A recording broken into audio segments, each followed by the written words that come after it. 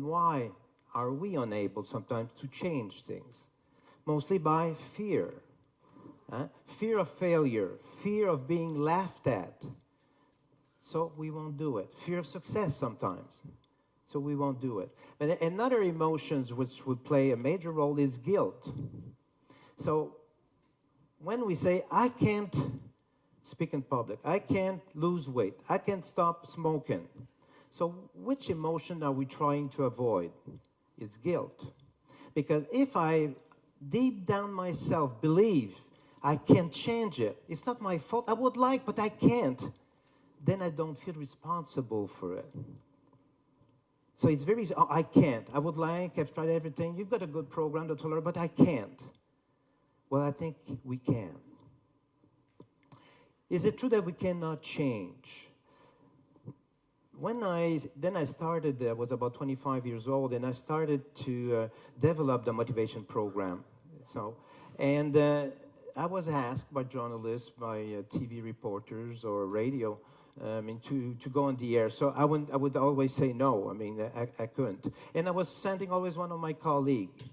So one day, I was invited to go to a TV show in the afternoon in Quebec, and there would be people calling in. I would answer the questions. So this was an hour TV show. It went fairly good.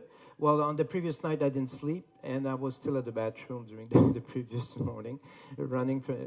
And then the last caller came in. So he was very aggressive. This is a ripoff. How much does it cost your program? And I was shocked. I was not expecting such reaction. So I was trying to answer. So we say we have a good program, blah, blah, blah, and so forth.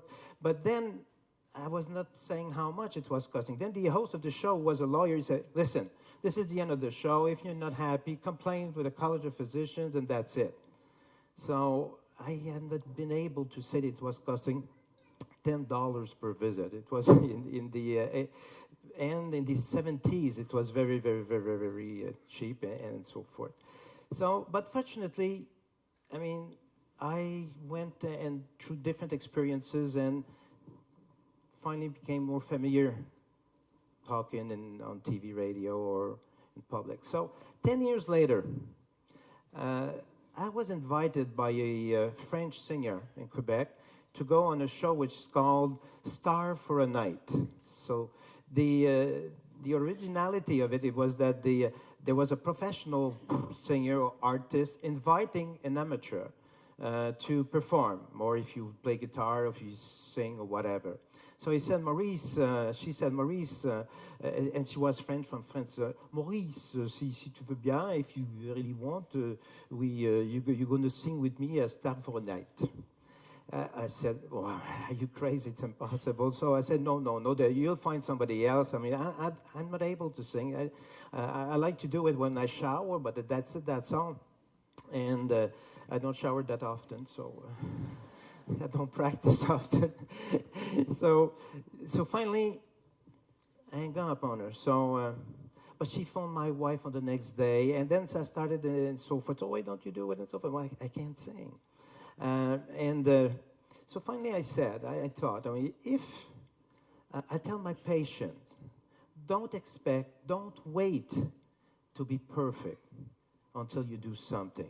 If you feel like doing, try, go, and allow yourself to fail. It's okay. We learn from our errors in order to, so I've accepted, and I've learned that I will never sing again. Well, that's quite true.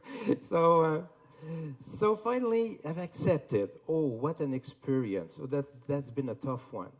So I went with my daughter. On the day of the show, it was a big, major national TV show, Sunday night. Millions of people would listen to. And so I came. I practiced a song for 2 weeks, and that was major. There were 15 musicians, 4 singers, back vocals, huge stage, audience, TV cameras, and so forth. So in the morning when I came in, so that was rehearsal time. okay, when my time came, I went on the stage and then took the microphone, and then the music started. Round, down, down, well, I do, wow, it's holiday time. So, I went through the song fabulous. Then the director said, well, you're doing good, you're doing good. So it was not a tough song. So he said, you see those stairs? Okay, now that was rehearsal. Now you're gonna go on top, and I will tell you when to come down, when you sing, when you stop walking, when you can be, but you have to sing all that time, and, oh, no problem. A positive guy is a positive guy, no problem. So went up the stairs, and so forth. The big orchestra stand, round, down, down, well, I do. And then I would be blocked. I can remember my words. But going down, checking your feet not to fall, and so forth, I had not rehearsed that way. So I was, no problem, we'll do it again. Stop. So they stopped. The 4 singers, the 15 musicians went up again. Start again. And that again, block at the same time. No problem, we'll do it. We did it 5 other times, and I've not been able to do it. I was blocking always. I couldn't remember the words, the same goddamn place. So the next time I said, I'll be okay. So I was up in the air. So round, down, down, well, I do. It's a holiday time. So I was going down reading my words, but they didn't figure out it was a good thing on live show. So then that was the only time that we have rehearsed with the orchestra and so forth. They were desperate. And so finally we said, okay, we'll manage. So then everything was done. So we organized ourselves to have a cue cards, and that we put just beside the camera. And so finally when the show came, a few hours later, the live show, I could manage. That was not very good. So I never did it again. I've learned a lot, but it's been a fabulous experience. I mean, and so to commit ourselves and do it, and don't wait to be perfect to do things. So, is that true that we cannot change? I think we all can change. Since then, I have lectured in different countries: Australia, Japan, United States, Canada, France, Ireland. Been on TV shows in New York and Sally Jesse Raphael's show and so forth. So I hear from my testimonies from people all around the world sending emails or letters or how they have changed their life. I think it's absolutely, we all can change. And an interesting story. So why do we feel sometimes, and some of you I'm sure feel that they can't not change? And last week, I think that's quite typical, I was in France, in Lyon, and I was working in a training seminar with physicians, and I was consulting a French patient who was 4 stone overweight.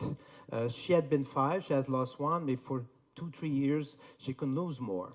And I was consulting her and say, yes, I can't lose weight anymore. Oh, no, you can't. Allow me not to believe you that you can. That you can't. I said, okay, if I would give you 1 million euros to lose those 3 or 4 stone, would you be able to lose it? Then she stated, okay, but didn't answer. Okay, so I said, now, do you have a daughter or a son? Oh, yes, my daughter. Okay. Imagine that your daughter would have leukemia, would have a cancer of the cells. So do you think that if we would tell you, by losing those 3 or 4 stone, that would you lose them if we would say that it would cure her? For sure, absolutely, I would do it. So that's quite interesting. So why she can do it, but she believes that she can't? It's a matter of perception of benefits. Maybe she wouldn't do it for the money, but she was hesitating. Maybe we had gone through 1.5 million euros, maybe it would have been okay. Maybe 2 million. There's some are tough on the money. And she would do it for somebody else, for the person she loves the most in life. But who is the person we should love the most in life? ourselves.